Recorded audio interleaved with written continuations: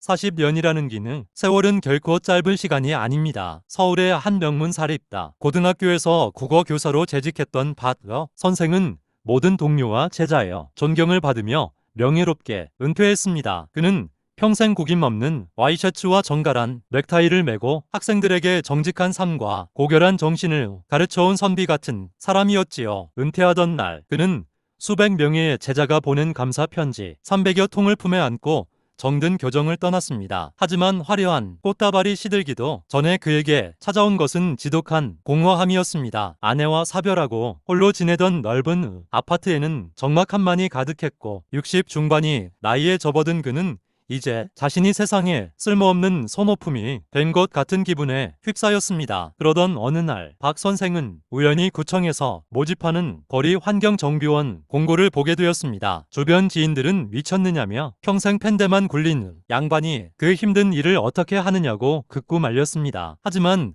그는 은퇴 후 3개월 만에 정장 대신 형광색 작업복을 입고 새벽 4시에 차가운 공기 속으로 걸어 들어갔습니다. 교사 시절 그는 단 한 번도 지각한 적이 없는 사람이었습니다. 그 성실함은 거리에서도 그대로 나타났습니다. 그는 자신이 맡은 일 킬로미터 남짓한 구간을 마치 안판 청소하듯 정성껏 닦아냈습니다. 처음 한 달은 고통의 연속이었습니다. 손바닥에는 물집이 10개도 넘게 잡혔고 허리는 끊어질 듯 아팠습니다. 하지만 그는 빗자루질을 하며 교단에서 가르쳤던 수많은 시 구절을 떠올렸습니다. 글을 쓰는 것은 누군가의 마음을 쓰는 것과 같다는 혼잣말을 중얼거리며 담배꽁초 하나, 사탕 껍질 한 조각까지 꼼꼼히 조아 담았습니다. 그는 항상 가방 속에 작은 수첩 한 권을 넣고 다녔는데 사람들은 그가 그저 청소 일지를 쓰는 줄 알았지만 사실 그 수첩에는 그가 매일 마주치는 동네 사람들의 관찰기가 빼곡히 적혀 있었습니다. 702 후에 사는 청년은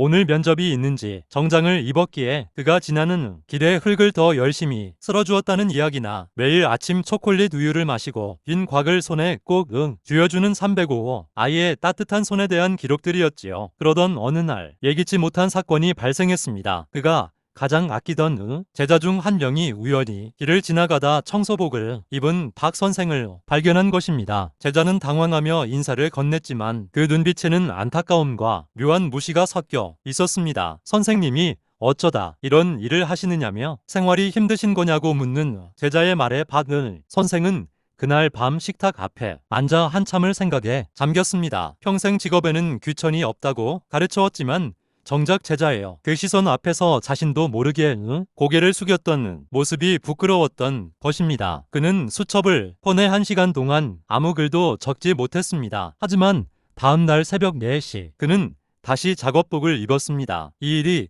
부끄러운 것이 아니라 이 일의 가치를 제대로 증명하지 못하는 것이 부끄러운 일이라는 사실을 깨달았기 때문입니다. 그는 이제 단순히 쓰레기를 치우는 사람이 아니라 동네의 안부를 챙기는 사람이 되기로 했습니다. 길가에 방치된 화단에 물을 주고 끼걱거리는 벤치의 나사를 조였습니다. 2년이라는 시간이 흐르는 동안 그가 청소하는 구간은 동네에서 가장 아름다운 산책길로 변해갔습니다. 그러나 운명은 가혹했습니다. 어느 추운 겨울날 갑작스러운 사고가 그를 덮쳤습니다. 빗길에 미끄러진 차량에 치인 박 선생은 병원으로 옮겨졌지만 끝내 깨어나지 못했습니다. 그의 장례식장은 예상치 못한 풍경으로 가득 찼습니다. 화려한 화환 대신 동네 주민들이 가져온 이름 없는 들꽃 수십 다발이 놓였습니다. 매일 아침 우유팩을 건네던 꼬마, 취업에 성공한 청년, 그의 인사를 받으며 하루를 시작했던 시장, 상인들이 줄을 지어 찾아와 눈물을 흘렸습니다. 그리고 그의 아들이 유품인 낡은 수첩